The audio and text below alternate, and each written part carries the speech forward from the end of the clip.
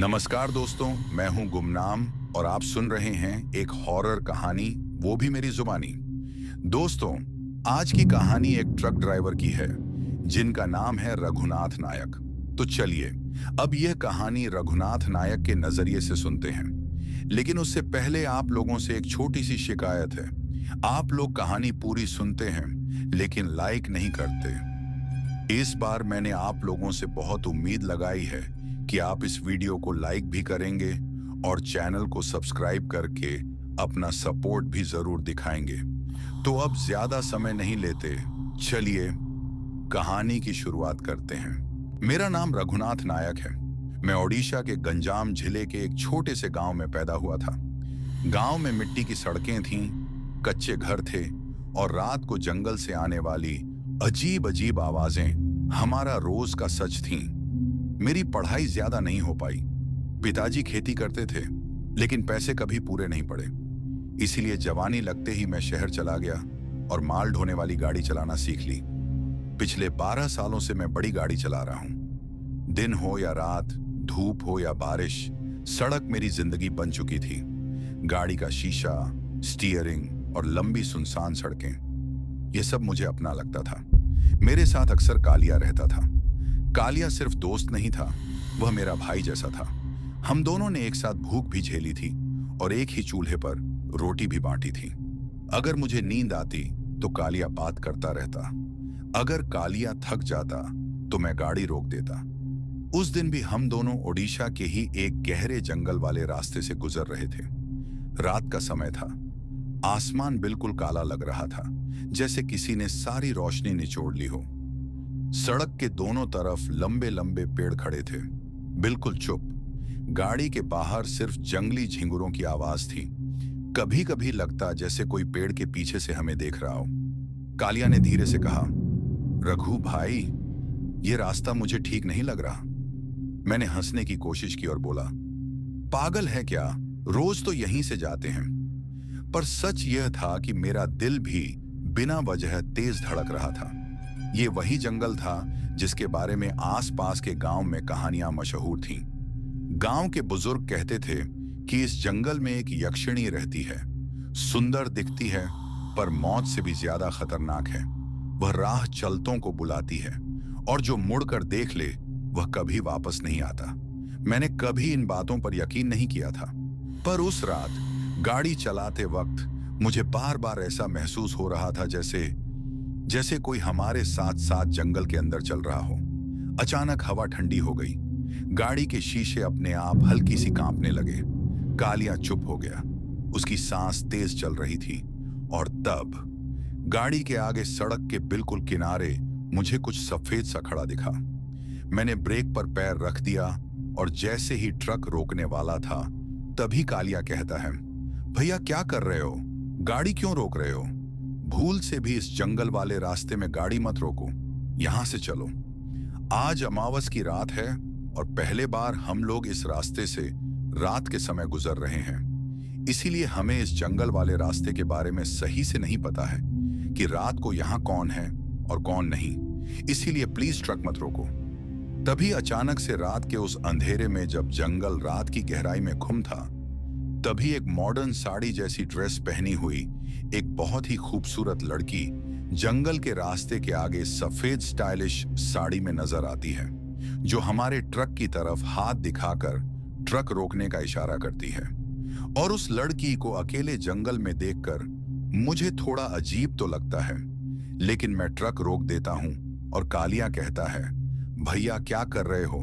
तो मैं उसे चुप करा देता हूं और वह लड़की कहती है, प्लीज गाड़ी रोको, मैं फंस गई हूं, मुझे लिफ्ट चाहिए। तो हम दोनों देखते हैं कि उस लड़की के पास एक स्कूटी खड़ी थी और वह स्कूटी साइड में पार्क था।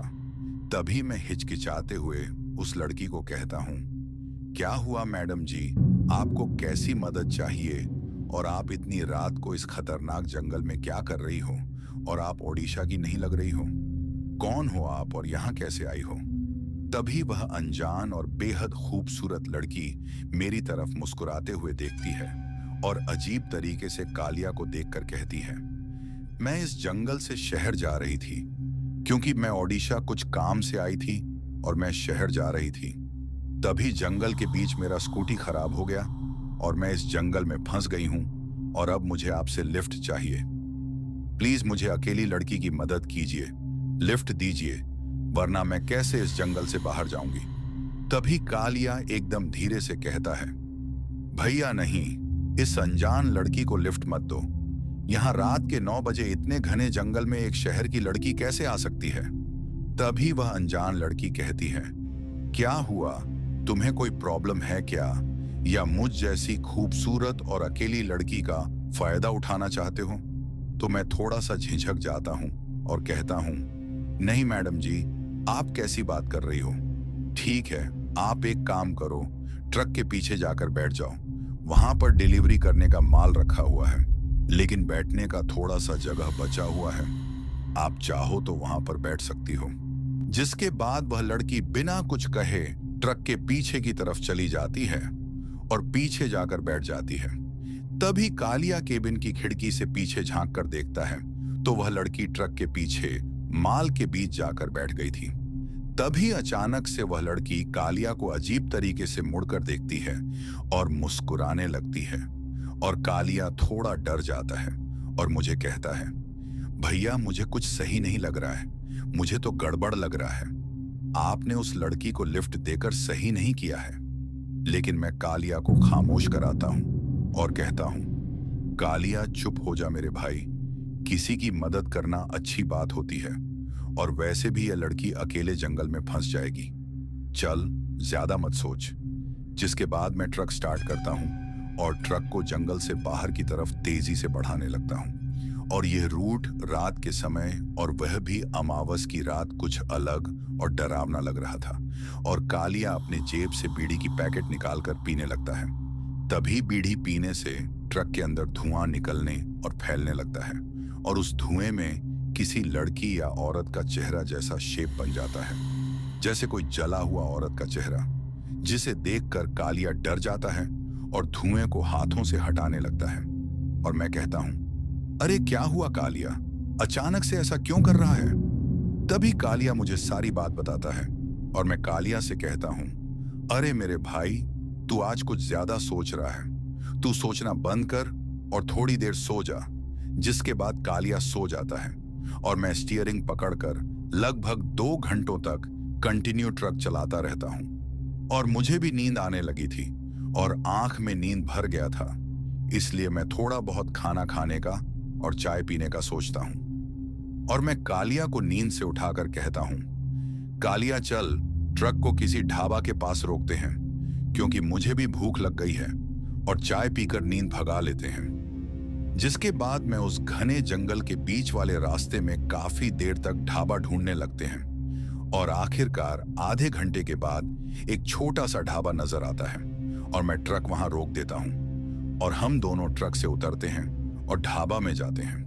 ढाबा की लाइट बंद होती है और ढाबा काफी छोटा सा था, जिससे ढाबा कहना भी गलत होगा क्योंकि ये छोटा सा टाइप का दुकान या होटल जैसा था, जहां एक बूढ़े चाचा जी एक खाट में दुकान के अंदर जालियों जैसा गेट बंद करके सो रहे थे और बाहर से चाचा जी एकदम धुंधला जैसा नजर आ रहे थे, क्योंकि जालियों के उस दरवाजे के बाहर कपड़ा भी लगा हुआ था जो चाचा जी को देखने में काफी धुंधला कर रहा था।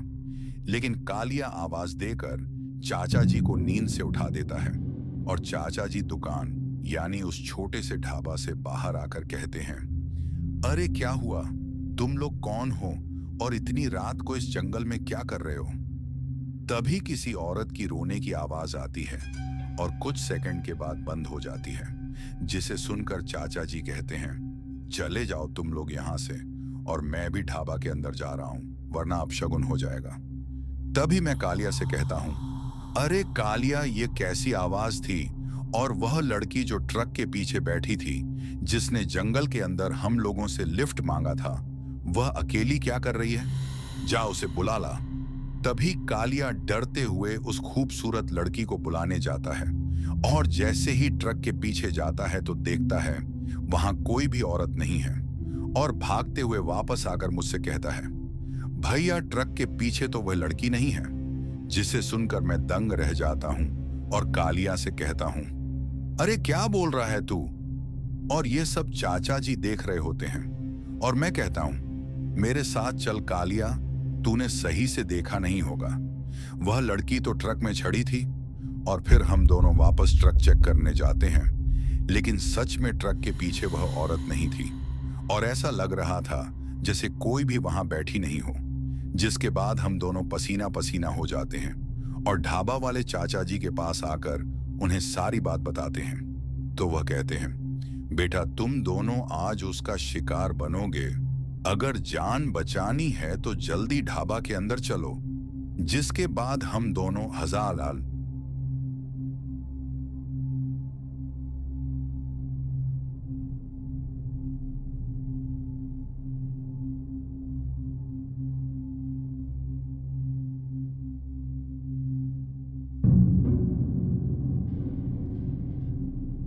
Den Brainat is största byggarna i Sekedinan.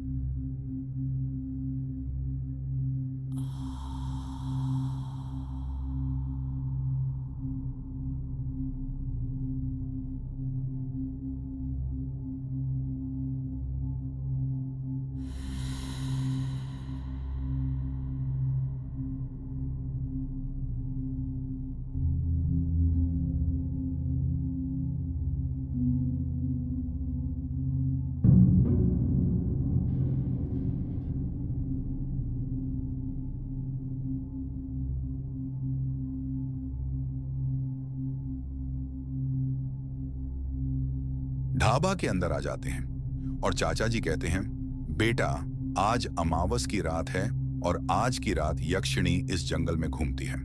जिसे सुनकर हम दोनों को सिवाय डर के कुछ समझ नहीं आता है और मैं कहता हूं, चाचा जी आप क्या बोल रहे हो और यह यक्षिणी कौन है? चाचा जी ने ढाबे के अंदर जलती हुई छोटी सी दिया को थोड़ा आगे खिसका दिया। उनके हाथ कांप रहे थे। उनकी आंखें बार बार ढाबे के दरवाजे की तरफ जा रही थीं, जैसे किसी के आने का डर हो। वह धीरे से बोले, बेटा जो लड़की तुमने जंगल में देखी वह जिंदा नहीं है।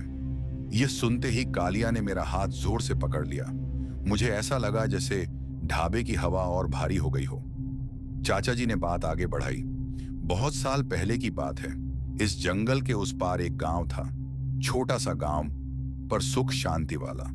उन्होंने गहरी सांस ली। उस गांव में एक लड़की रहती थी, बड़ी सुंदर, इतनी सुंदर कि दूर दूर के लोग उसकी बात करते थे। शहर से आए लोग भी उसे देखकर रुक जाते थे।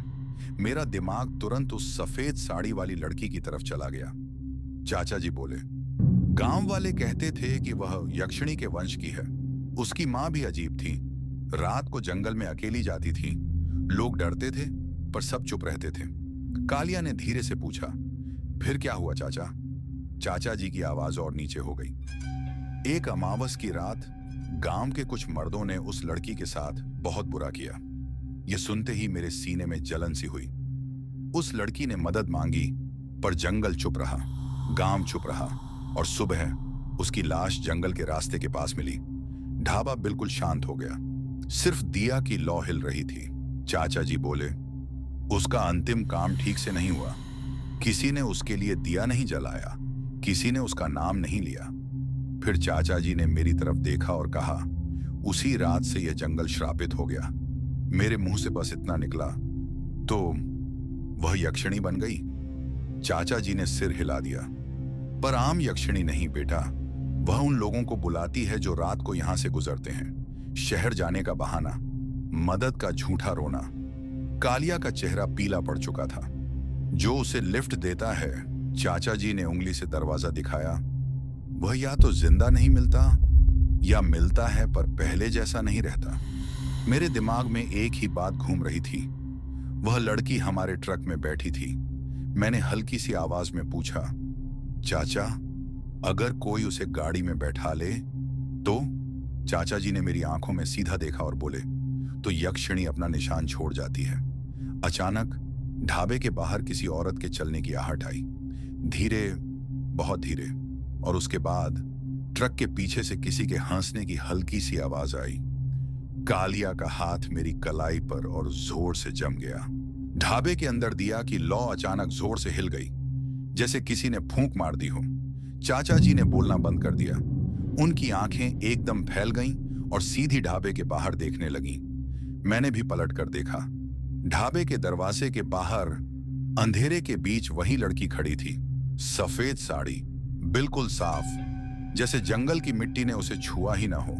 पर जो चीज सबसे ज्यादा गलत लग रही थी, उसके पांव जमीन को छू ही नहीं रहे थे। वह हवा में हल्की सी ऊपर तैर रही थी। कालिया के मुंह से बस एक आवाज निकली, रघु भाई। मेरी आवाज गले में ही अटक गई। लड़की ने धीरे धीरे अपना सिर उठाया। उसकी आंखें बिल्कुल काली थीं, जैसे रात उनके अंदर भरी हो। और फिर उसने मेरा नाम लिया, रघुनाथ। मेरा पूरा शरीर सुन्न पड़ गया। उसने मेरा नाम कैसे जाना? चाचा जी कांपते हुए बोले, देखो मत बेटा, आंख उठाकर भी मत देखो। पर मेरी नजर उस पर से हट ही नहीं पा रही थी। लड़की के होंठों पर हल्की सी मुस्कान थी, वही मुस्कान जो उसने ट्रक के पीछे बैठते वक्त कालिया को दी थी। उसने फिर बोला, तुमने मदद की थी, अब मेरी बारी है। अचानक ढाबे के बाहर हवा तेज चलने लगी। पेड़ जोर जोर से हिलने लगे। झींगुरों की आवाज एकदम बंद हो गई। बिल्कुल सन्नाटा। लड़की ने एक कदम आगे बढ़ाया, पर उसका पैर फिर भी जमीन को नहीं छुआ। उसकी गर्दन धीरे धीरे टेढ़ी होने लगी। हड्डी टूटने जैसी हल्की सी आवाज आई।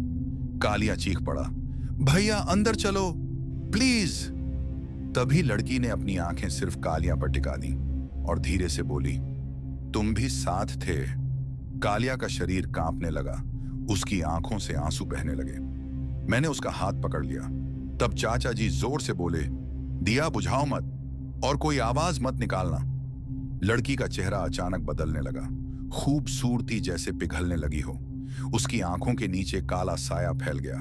और फिर ढाबे के बाहर से जोर जोर से हंसने की आवाज आने लगी। वह आवाज सिर्फ कानों में नहीं, सीधा दिल के अंदर घुस रही थी। और उस हंसने के बीच मुझे ऐसा लगा जैसे कोई ढाबे के पीछे ट्रक की तरफ चल रहा हो। चाचा जी ने जैसे ही यह कहा, दिया बुझने मत देना, उसी पल दिया की लौ एकदम कांपने लगी।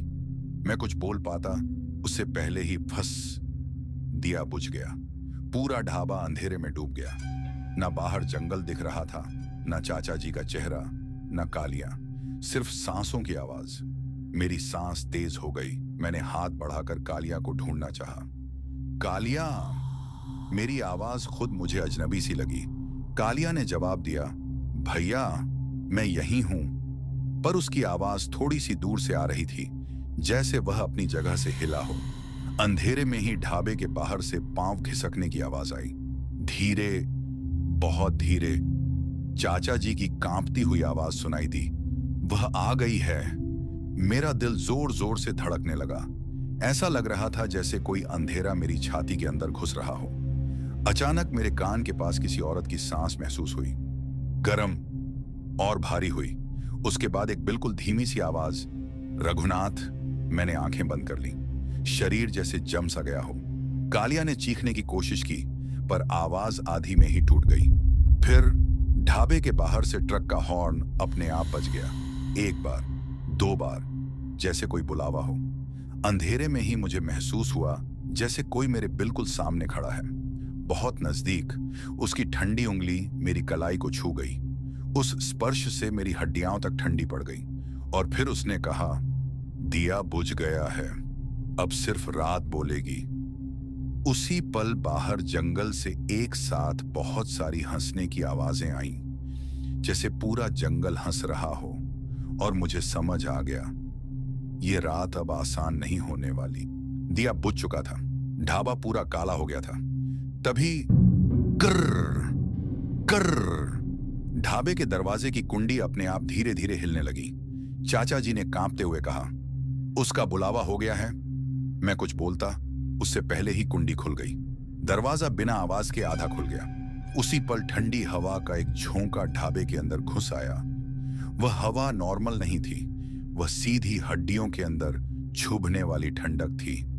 मुझे लगा जैसे कोई मेरे बिल्कुल पीछे आकर खड़ा हो गया हो। मैंने पलट कर देखना चाहा, पर गर्दन ने साथ ही नहीं दिया। तभी मेरे कान के पास एक बहुत धीमी सी हंसी सुनाई दी, किसी औरत की। मेरा शरीर सुन्न पड़ गया, सांस लेना मुश्किल हो गया। मुझे महसूस हुआ जैसे कोई धीरे से मेरे पास बैठ गया हो। खाट हल्की सी दब गई। कालिया ने कांपते हुए कहा, भैया, कोई बैठा है क्या? उसी पल मेरे कंधे पर किसी के बाल गिर गए, लंबी, ठंडी, गीली सी लट। मेरे गले से आवाज ही नहीं निकली। तभी वह आवाज आई, बिल्कुल मेरे कान के पास। तुमने मुझे जगह दी थी। उसकी सांस मेरी गर्दन को छू रही थी। अब मैं भी तुम्हारे साथ बैठूंगी। चाचा जी ने जोर से कुछ पढ़ना शुरू किया, पर उनकी आवाज लड़खड़ा रही थी। अंधेरे में मुझे महसूस हुआ कि उस चीज का चेहरा धीरे धीरे मेरी तरफ मुड़ रहा है। उसकी गर्दन से हड्डी छटकने की हल्की सी आवाज आई, और फिर उसने धीरे से पूछा, रघुनाथ, क्या तुम मुझे पहचान पाए? उसी पल ढाबे के बाहर ट्रक का इंजन जोर से घूम गया, जैसे किसी ने चाबी घुमा दी हो। कालिया चीख पड़ा, भैया, ट्रक खुद चल रहा है। और मुझे समझ आ गया, वह सिर्फ ढाबे के अंदर नहीं आई थी, उसने हमारे बचने का रास्ता भी छू लिया था। जिसके बाद मैं और कालिया खामोश हो गए थे, और चाचा जी भी कुछ नहीं बोल रहे थे। तभी अचानक से कालिया की आवाज, यानी चीख जैसी आवाज सुनाई देती है, और चाचा जी जैसे ही दिया जलाते हैं तो हम दोनों देखते हैं कि कालिया को कोई औरत घसीट कर ढाबे से बाहर ले जा रही थी, और कालिया डर के मारे बेहोश हो गया था। और जैसे ही वह अनजान औरत कालिया को घसीटकर ढाबे से बाहर ले जा रही होती है, तभी चाचा जी कालिया को दूसरी साइड से पकड़कर ढाबे के अंदर घसीटने लगते हैं, और मुझे कहते हैं, जाओ, जल्दी जाओ, दरवाजा बंद करो। और मैं तेजी से दरवाजा बंद कर देता हूं, और चाचा जी कालिया के चेहरे पर पानी छिड़कने लगते हैं और उसे उठाने लगते हैं। तभी बाहर से वही औरत जोर जोर से दरवाजा पीटने लगती है, और चाचा जी का चेहरा डर से भर जाता है। और मैं चाचा जी को कहता हूं, चाचा जी, यह क्या हो रहा है? वह औरत कौन है जो कालिया को घसीट कर ले जा रही थी? तब चाचा जी कहते हैं, यह औरत कोई और नहीं, यक्षिणी है। वह जान गई है कि तुम लोग यहां छुपे हुए हो। अब हमारी जान को खतरा है, हमें कुछ करना होगा और यहां से बचकर निकलना होगा, वरना हमें आज उसका शिकार बनने से कोई नहीं रोक सकता है। दरवाजा बंद होते ही बाहर से धम धम जोर जोर से पीटने की आवाज आने लगी। लकड़ी का दरवाजा हर बार पर कांप जाता, जैसे कोई अपनी पूरी ताकत लगा रहा हो। चाचा जी ने कालिया के चेहरे पर पानी छिड़का। कालिया होश में तो आ गया, पर उसकी आंखें खुली होते हुए भी किसी और चीज को देख रही थीं। बाहर से आवाज आई, एक औरत की नहीं, कई औरतों की मिलकर हंसी। दरवाजे के बीच से ठंडी हवा के साथ मिट्टी और पुराने पत्तों की बू आ रही थी। फिर खर्र, दरवाजे के ऊपर एक गहरी दरार पड़ गई। मेरा दिल सीने में जोर जोर से धड़कने लगा। मैंने चाचा जी की तरफ देखा। चाचा जी का चेहरा सफेद पड़ चुका था, उनके होंठ कांप रहे थे। ज्यादा वक्त नहीं है, वह धीरे से बोले, वह लकड़ी तोड़ देगी। बाहर से एक तेज चीख सुनाई दी। इस बार आवाज बिल्कुल पास थी, खोलो, मुझे दे दो। दरवाजे पर लंबी उंगलियों के निशान उभर आए। उंगलियां लकड़ी के अंदर धंस रही थीं। कालिया ने मेरी बांह पकड़ ली। भैया, मैं नहीं जाना, कृपया। उसी पल दरवाजे का नीचे वाला हिस्सा झर्राक की आवाज के साथ थोड़ा सा बाहर की तरफ झुक गया। चाचा जी ने जोर से कहा, रघुनाथ, अगर दरवाजा टूटा तो सीधा मौत होगी। मैंने पूछा, तो फिर करें क्या चाचा जी? चाचा जी ने मेरी आंखों में देखा। उनकी आंखों में डर था, पर उससे ज्यादा मजबूरी। एक आखिरी तरीका है, वह बोले, पर वह बहुत खतरनाक है। उसी वक्त दरवाजे पर एक और जोर का वार पड़ा। इस बार पूरा दरवाजा आधा टूट चुका था, और उस टूटे हुए हिस्से के बीच से मुझे अंधेरे में सफेद साड़ी का एक टुकड़ा हिलता हुआ दिख गया। यक्षिणी अब बस एक हाथ की दूरी पर थी। दरवाजे पर पड़ती मार अब सांस की तरह तेज हो चुकी थी। लकड़ी हर थप्पड़ के साथ कराह रही थी, जैसे वह भी दर्द महसूस कर रही हो। बाहर से औरत की आवाज अब इंसान जैसी नहीं रही थी। कभी हंसी, कभी रोने जैसी चीख। मेरी रीढ़ की हड्डी ठंडी हो चुकी थी। मैं और कालिया दोनों बिल्कुल चुप थे, सिर्फ अपनी अपनी सांसें सुनाई दे रही थीं। तभी चाचा जी धीरे से बोले, बेटा डरना मत। मैं उनकी तरफ देखता हूं। दिए की हल्की रोशनी में उनका चेहरा बिल्कुल शांत था, जैसे वह पहले ही सब कुछ समझ चुके हों। चाचा जी ने धीरे से दरवाजे के पास रखा हुआ डंडा उठाकर साइड में रख दिया। फिर उन्होंने दरवाजे की कुंडी पर हाथ रखा।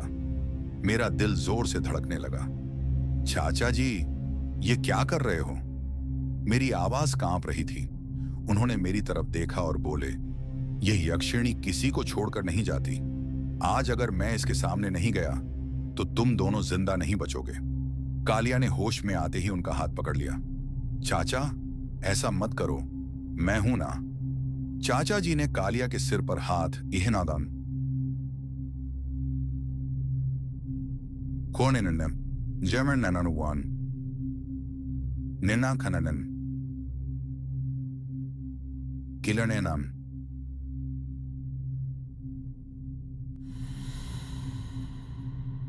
न्यवननानन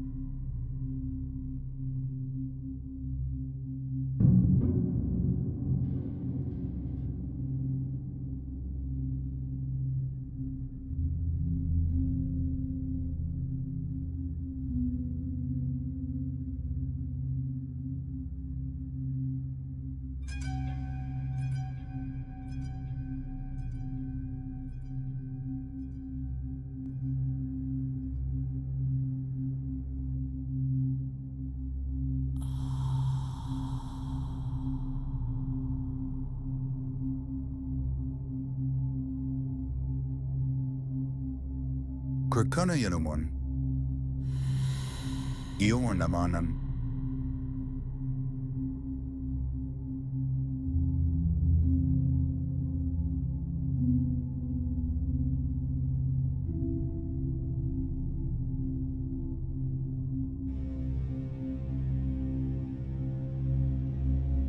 Gisana Kinaka Kanigaman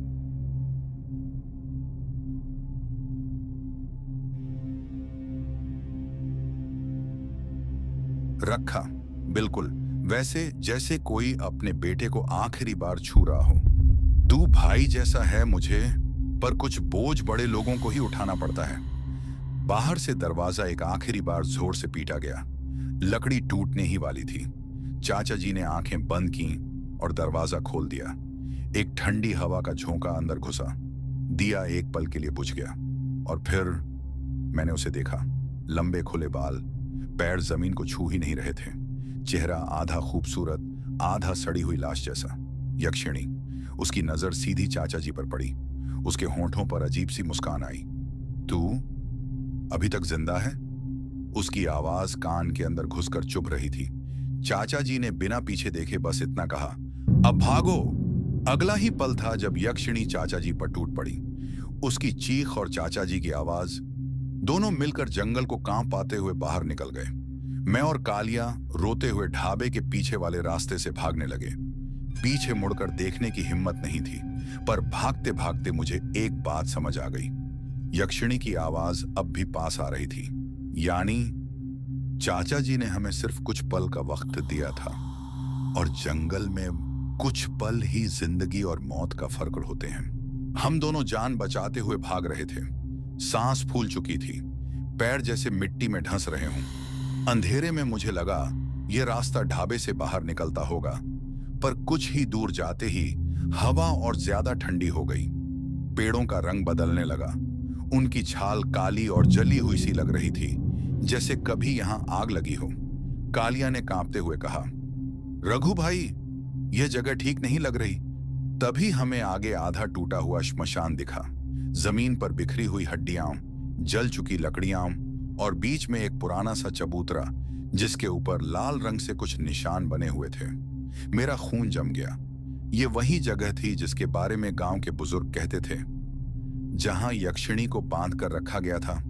अचानक पीछे से घुंघरू की हल्की आवाज आई, धीरे और फिर और तेज। मैंने मुड़कर देखा तो पेड़ों के बीच सफेद साड़ी वाली वही औरत खड़ी थी, पर अब उसका चेहरा सुंदर नहीं था। आंखें बिल्कुल काली, मुंह से नीचे की तरफ उलटा मुस्कुराता हुआ, और पैर पैर जमीन को छू ही नहीं रहे थे। उसने धीमी आवाज में कहा, गलत रास्ता चुन लिया रघु। कालिया चीख कर मेरे पीछे छुप गया। तभी जमीन से जैसे कुछ हाथ बाहर निकलने लगे। सूखी मिट्टी से जल चुकी उंगलियां ऊपर उठ रही थीं। श्मशान जिंदा हो रहा था। मैंने कालिया का हाथ पकड़ लिया। अब भागने का रास्ता भी बंद हो चुका था। यक्षिणी धीरे धीरे हमारी तरफ बढ़ रही थी, और तभी श्मशान के बीच वाले चबूतरे पर बना लाल निशान हल्के हल्के चमकने लगा। जमीन से निकले हुए हाथों ने अचानक मेरे दोनों पैर जकड़ लिए। उंगलियां जली हुई थीं, पर उनका स्पर्श बर्फ जैसा ठंडा। मैं गिर पड़ा। मेरी पीठ सूखी मिट्टी पर लगते ही सांस जैसे गले में अटक गई। यक्षिणी बिल्कुल पास आ चुकी थी। उसके बाल हवा में उड़ रहे थे, पर हवा चल ही नहीं रही थी। वह झुककर मेरे कान के पास आई। उसकी सांस से जलती हुई राख की बदबू आ रही थी। धीमी टूटती हुई आवाज में बोली, रघु, तुम मुझे याद है? मैंने आंखें बंद कर ली, पर तभी, कालिया, रुक जा! मैं पूरी ताकत से चिल्लाया, पर कालिया डर के मारे पीछे मुड़कर भागने लगा। उसके पैर भी कांप रहे थे। वह मुझे अकेला छोड़ रहा था। यक्षिणी ने हंसकर कहा, देखा, भाई भी साथ नहीं देता। उसका हाथ धीरे से मेरे सीने पर आया। मुझे लगा जैसे दिल रुक जाएगा। तभी श्मशान के चबूतरे से एक तेज घूमती हुई आवाज आई। लाल निशान और ज्यादा चमक उठा। जमीन के हाथ धीरे धीरे ढीले पड़ने लगे। यक्षिणी ने पहली बार गुस्से और दर्द से चीख मारी, और उसी पल कालिया रुक गया। वह पलटकर मेरे पास आया। उसकी आंखों में आंसू थे। रघु भाई, मैं आपको छोड़कर नहीं जा सकता। पर अब यक्षिणी बिल्कुल पागल हो चुकी थी। कालिया धीरे धीरे यक्षिणी की तरफ बढ़ा। उसके पैर कांप रहे थे, पर आंखों में डर से ज्यादा अपनापन था। उसने मेरी तरफ देखा और टूटती आवाज में बोला, रघु भाई, आपने हमेशा मुझे बचाया है। आज मेरी बारी है। मैंने चिल्लाया, नहीं कालिया, पागल मत बन, पीछे आ जा। पर यक्षिणी रुक गई। उसके चेहरे पर पहली बार हैरानी दिखी। कालिया ने फिर कहा, इसे छोड़ दे, मुझे ले जा। मैंने ही पहले तुझे देखा था, गलती मेरी है। यक्षिणी धीरे धीरे हंसने लगी। उसकी हंसी में खुशी नहीं, भूख थी। भाई के लिए जान देना, उसने कहा, बहुत मीठा होता है। उसने अपना हाथ बढ़ाया। कालिया के पैर जमीन से थोड़े उठने लगे। मेरा दिल जोर जोर से धड़कने लगा। जमीन के हाथ अब भी मेरे पैर पकड़े हुए थे, पर धीरे धीरे कमजोर पड़ रहे थे। तभी चबूतरे का लाल निशान तेज चमक उठा। एक पुरानी थकी हुई औरत की आवाज गूंजी, बलि वह होता है जो भाग जाए, जो सामने खड़ा रहे उसे नहीं लिया जाता। यक्षिणी का चेहरा बिगड़ गया। उसने गुस्से से चबूतरे की तरफ देखा। कालिया भी रुक गया। उसका शरीर हवा में ही था, पर अब वह पूरा कब्जा नहीं था।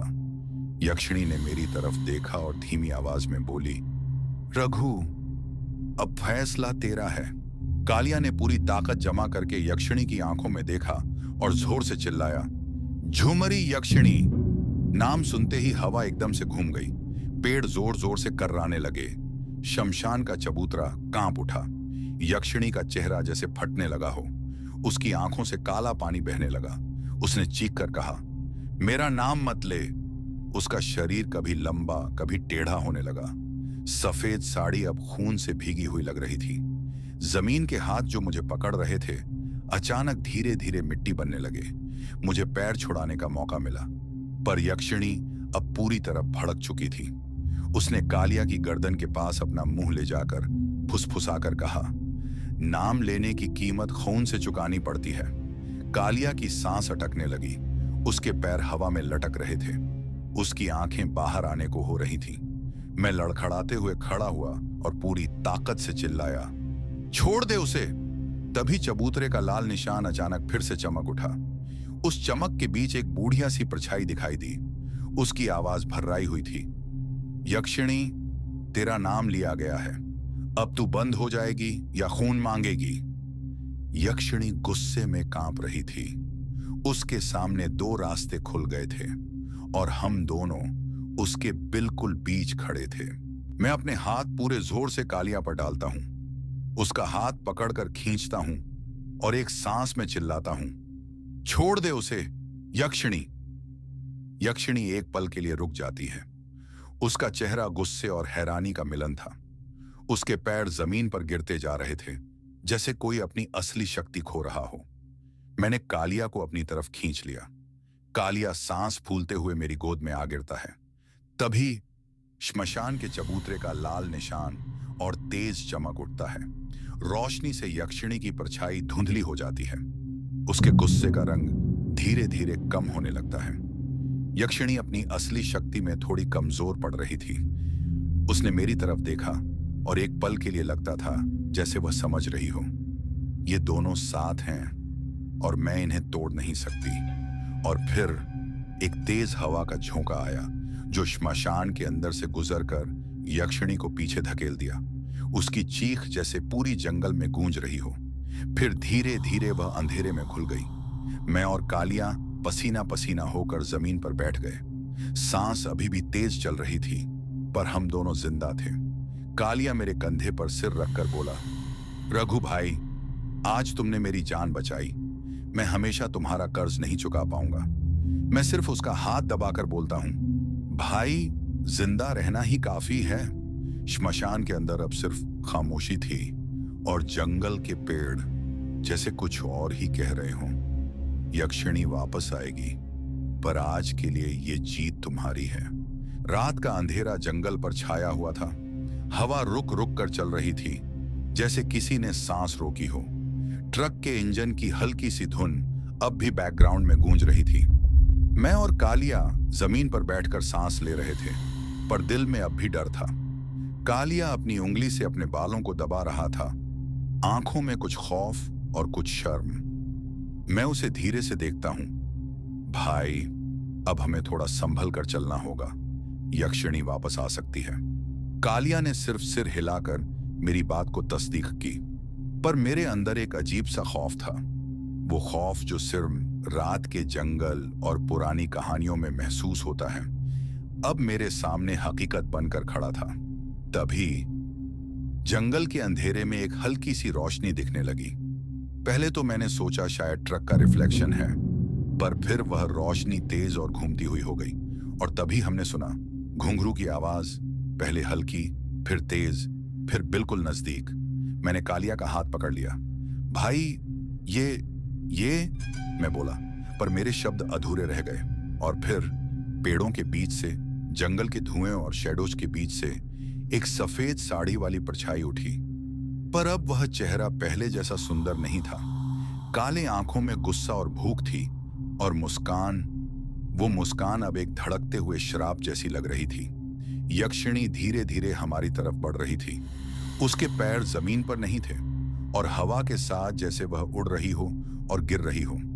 कालिया ने मेरे पीछे छुपकर कहा, रघु भाई, मैं कुछ कर नहीं पाऊंगा। मैंने उसका हाथ मजबूत पकड़ लिया। भाई, साथ है ना, अब तू कुछ नहीं करेगा। यक्षिणी रुक गई, जैसे मेरे शब्द को सुन रही हो। और तभी श्मशान के बीच वाले चबूतरे का लाल निशान पूरी तरह से चमक उठा। एक तेज रोशनी ने यक्षिणी को लपेट लिया। उसका गुस्सा, उसकी भूख और उसका श्राप, सब कुछ धीरे धीरे कमजोर पड़ने लगा। उसने अपना हाथ ऊपर उठाया और तेज चीख मारी, जो जंगल में गूंजती हुई, हवा में हलचल करती हुई, और पेड़ों के बीच का धुआं फिर से घूम गया। मैं कालिया की तरफ देखा। उसकी आंखों में अब भी डर था, पर एक हल्का सा राहत का एहसास भी। यक्षिणी पीछे हट रही थी, पर अब भी पूरी तरह गायब नहीं हुई थी। उसने एक अंतिम नजर हम पर डाली और फुसफुसाते हुए बोली, रघु, कालिया, याद रखना, मैं वापस आऊंगी, और फिर आखिरी फैसला तुम दोनों का होगा। और फिर जैसे ही चबूतरे का लाल निशान धीरे धीरे बुझने लगा, यक्षिणी का रूप धीरे धीरे हवा में घुल गया। जंगल में सिर्फ खामोशी और हवा की हल्की सी सरसराहट रह गई। मैं और कालिया एक दूसरे के कंधे से चिपक कर खड़े हो गए। सांस अब धीरे धीरे नॉर्मल होने लगी, पर दिल की धड़कन अब भी तेज थी। कालिया ने धीरे से कहा, भाई, आज हम दोनों की जान बच गई, पर यह जगह, ये श्मशान, ये यक्षिणी, हमेशा याद रहेगी। मैं सिर्फ उसका हाथ दबाकर उसे समझाता रहा और हम दोनों ने ट्रक की तरफ धीरे धीरे कदम बढ़ाए। रास्ते की धुंध और शैडोज के बीच एक नई लंबी रात के लिए तैयार। जंगल अब भी जी रहा था और यक्षिणी की याद हमारे साथ कभी खत्म नहीं होने वाली थी। हम दोनों, मैं और कालिया, जंगल के बीच भाग रहे थे। सांस फूल रही थी, पैर धूल और मिट्टी में डूब रहे थे। हर पेड़, हर पत्ता, हर शैडो हमें गौर से देख रहा था, जैसे जंगल हमारी सारी हरकतें नोट कर रहा हो। तभी एक पल के लिए अंधेरे में रोशनी चमकी और चाचा जी सामने खड़े नजर आने लगे। उनके हाथ में वह पुराना खत, वो पुरानी डायरी थी। हमने तुरंत समझा, भैया ये हमारी मदद करेंगे। हम दोनों उनके पास दौड़े। सांस फूल रही थी, हाथ फैले मदद मांगते हुए। पर जैसे ही चाचा जी की तरफ देखा, उनका चेहरा धीरे धीरे बदल गया। उनकी आंखें काली और गुस्से से भरी हुई हो गईं और धीरे धीरे उनकी पूरी शक्ल यक्षिणी में बदल गई। यक्षिणी ने जोर जोर से हंसी, ऐसा हंसना जो हवा में गूंजता है और रात के जंगल में कांपता है। उसकी मुस्कान अब और भी भयानक लग रही थी, जैसे किसी ने पूरी दुनिया का दर्द एक साथ छुपाकर उसके चेहरे पर डाल दिया हो। कालिया ने मेरा हाथ पकड़कर जोर से खींच लिया। रघु भाई, यह क्या हो रहा है? मैं सिर्फ सिर हिलाकर भागने की कोशिश कर रहा था, पर हर कदम के बाद वैसे ही जंगल का वह इलाका हमेशा वापस आ जाता। पेड़, श्मशान और वह पुराना चबूतरा, सब वही, जैसे हम एक ही जगह पर गोल गोल घूम रहे हों। यक्षिणी हमें देखकर धीरे धीरे नजदीक आई। उसके पैर जमीन से कुछ नहीं छू रहे थे और हवा के साथ उसका साड़ी का कपड़ा जैसे जीवित हो उठा हो। वह हंस रही थी और हर हंसने के साथ जंगल में घुंघरू की आवाज और तेज हो रही थी। हम दोनों अब जोरदार डर और थकान के बीच संघर्ष कर रहे थे। कालिया मेरा हाथ छोड़कर एक पेड़ के पीछे छुप गया, पर मैं उसे खींचकर अपनी तरफ लाया। मुड़ मत, साथ हैं हम दोनों, समझ रहा है? पर मेरे शब्द उसके लिए भी काफी नहीं थे। यक्षिणी ने फिर से जोर से हंसकर कहा, आज तुम दोनों का गेम शुरू होता है और मैं तुम्हारे दिमाग में हर रास्ते, हर पेड़, हर शैडो का रास्ता दिखाऊंगी। और फिर जैसे ही उसने हवा में हाथ उठाया, जमीन पर जो मिट्टी हमारे पैर के नीचे थी वह जैसे हिलती हुई आत्माओं से भर गई। छोटे छोटे हाथ, जैसे पुराने शराब की उंगलियां, हमारे पैर को खींचने लगे। मैं और कालिया दोनों एक साथ चिल्लाए और जंगल के बीच भागने की कोशिश करते रहे, पर हर कदम पर वह इलाका हमारे सामने फिर से आ जाता और यक्षिणी का हंसना अब और तेज और ज्यादा श्राप भरा हो गया। मुझे लगा जैसे जंगल खुद जी उठा हो। हर पेड़, हर शैडो, हर धुआं हम पर नजर रख रहा था और यक्षिणी हमारे साथ खेल रही थी। एक ऐसा खेल जिसमें हार सिर्फ इंसानों की जान से होती थी। जंगल की हवा अब और ज्यादा ठंडी हो गई थी। पेड़ों के साए लंबे और अजीब लग रहे थे, जैसे हर पेड़ के अंदर कोई चेहरा छुपा हो। मैं दौड़ता हुआ कालिया के पीछे जा रहा था, पर हर कदम के बाद जैसे जंगल का रास्ता फिर से बदल रहा हो। और तभी यक्षिणी ने कालिया को पकड़ लिया। कालिया जोर जोर से चीखा, पर उसकी चीख हवा में खो गई। मुझे लगा जैसे उसकी सांस ही रुक गई हो। वह दोबारा बेहोश हो गया और यक्षिणी हंसती हुई उसके हाथ पकड़कर उसे जंगल के बीच वाले श्मशान तक घसीट रही थी। मैं उसे ढूंढने की कोशिश करता रहा, हर पेड़ के पीछे देखता, हर साए में नजर डालता, पर जंगल का अंधेरा और घना साया मुझे और ज्यादा भ्रमित कर रहा था। तभी मैंने देखा, मेरा ट्रक वहीं जंगल के रास्ते में खड़ा था, जैसे मेरे लिए सिर्फ एक ही मौका बचा हो। मैं जोर से ट्रक की ओर दौड़ा, अंदर बैठा और स्टीयरिंग पकड़ी। इंजन स्टार्ट करते ही ट्रक जोर से घूमने लगा। मैं जंगल से तेजी से भाग गया, पेड़ों और सायों के बीच से, और अंत में जाकर जंगल के बाहर निकल गया। मेरा दिल तेज तेज धड़क रहा था, पर अब भी कालिया का ख्याल मेरे साथ था। मैं तुरंत पास वाले पुलिस स्टेशन गया और सब कुछ बताया, पर पुलिस इंस्पेक्टर मेरी बात सुनकर हंसने लगा। बेटा, शायद तू नशे में है, ऐसे स्टोरीज हमने कभी नहीं सुनी। और मुझे मजबूरी में स्टेशन से निकाल दिया गया। मैंने आसपास वालों से पूछा, किसी पुराने बाबा, अघोरी या किसी ऐसे व्यक्ति के बारे में जो जंगल और श्मशान के रहस्य जानता हो। तब मुझे एक अघोरी बाबा के बारे में पता चला। मैं तुरंत उनके पास गया और सारी बात उन्हें बताई। बाबा ने मेरी आंखों में देखा और धीरे से कहा, बेटा डर मत, मैं तुम्हारी मदद करूंगा, पर इस रास्ते में सब्र और धैर्य दोनों की जरूरत है। सुबह के लगभग 4 बजे मैं और अघोरी बाबा दोनों वापस मेरे ट्रक में बैठकर उसी जंगल के बीच की तरफ गए। जंगल का अंधेरा और घनी धुंध अब और भी भयानक लग रही थी। मैं ट्रक को श्मशान के पास रोकता हूं। हम दोनों ट्रक से उतरते हैं और धीरे धीरे कालिया को ढूंढने लगते हैं। तभी एक पल के लिए कालिया का सिर अचानक से जमीन पर गिरता है। मुझे डर से चीख निकल गई और फिर जोर जोर से एक औरत की हंसी गूंजती है, हवा में घुंघरू की आवाज और पेड़ों के साए के साथ। और मैं समझ गया ये कोई और नहीं बल्कि यक्षिणी की हंसी है। मैं रोते हुए कहता हूं, बाबा जी, ये जिसका सिर पड़ा हुआ है वही मेरा दोस्त है। अघोरी बाबा ने मुझे समझाया, बेटा ये सब सिर्फ छलावा है, तुम्हारा दोस्त ठीक है, श्मशान के अंदर जाओ, वहीं तुम्हारा असली दोस्त मिलेगा। मैं रोने लगता हूं, पर बाबा का हाथ पकड़कर धीरे धीरे श्मशान के अंदर की तरफ बढ़ता हूं। जंगल का घना अंधेरा, श्मशान की बढ़ी हुई साए और यक्षिणी की दूर से गूंजती हंसी, सब कुछ हमारी आंखों के सामने धीरे धीरे और सस्पेंसफुल तरीके से घूम रहा था। हाईवे पर ट्रक दौड़ रहा था, पर मेरे भीतर अब भी श्मशान की ठंडक जमी हुई थी। हेडलाइट की रोशनी आगे की सड़क दिखा रही थी, लेकिन मन के अंदर अब भी वही अंधेरा था। कालिया खामोश बैठा था, उसकी आंखें खुली थीं, पर जैसे वह यहां था ही नहीं। मैंने उससे कुछ पूछना चाहा, पर शब्द गले में ही अटक गए। तभी ट्रक के केबिन में हल्की सी छन छन घुंघरुओं की आवाज गूंजी। मैंने झटके से ब्रेक दबाया। ट्रक चीखता हुआ रुका। तुमने भी सुना? मैंने कांपती आवाज में पूछा। कालिया ने धीरे धीरे मेरी तरफ देखा। उसकी आंखों में डर नहीं था, खालीपन था। उसने बहुत धीमे से कहा, वह मेरे अंदर कुछ छोड़ गई है। मेरे शरीर में सिहरन दौड़ गई। मैंने पीछे देखने की हिम्मत नहीं की, लेकिन रियर मिरर अपने आप काला होने लगा। उस काले शीशे में एक पल के लिए वही चेहरा उभरा, जली हुई त्वचा, टेढ़ी मुस्कान और आंखों में भूख। फिर सब कुछ सामान्य। ट्रक फिर से चल पड़ा, पर अब यह साफ था, श्मशान हमने छोड़ दिया था, जंगल पीछे रह गया था, पर यक्षिणी नहीं। अघोरी बाबा की आवाज मेरे कानों में गूंजने लगी, जब तक याद जिंदा है खतरा भी जिंदा है। और मुझे समझ आ गया, यह कहानी खत्म नहीं हुई है, ये बस एक मोड़ था।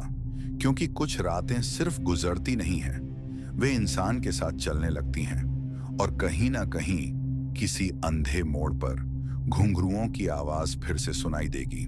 सुबह की पहली धूप ट्रक के शीशे पर पड़ रही थी, लेकिन जंगल का अंधेरा अब भी मेरे दिमाग में छाया हुआ था।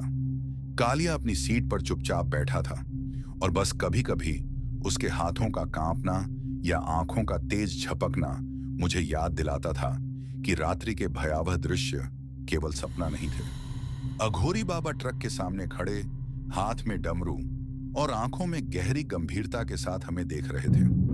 बेटा याद रखो, यक्षिणी पीछे नहीं गई, सिर्फ एक कदम पीछे हुई है, उन्होंने धीरे से कहा। मैंने ट्रक स्टार्ट किया, हाईवे पर गति बढ़ाई, लेकिन मेरे कानों में अब भी वही घुंघरू की आवाज गूंज रही थी, जैसे कोई मेरे पीछे साथ साथ चल रहा हो।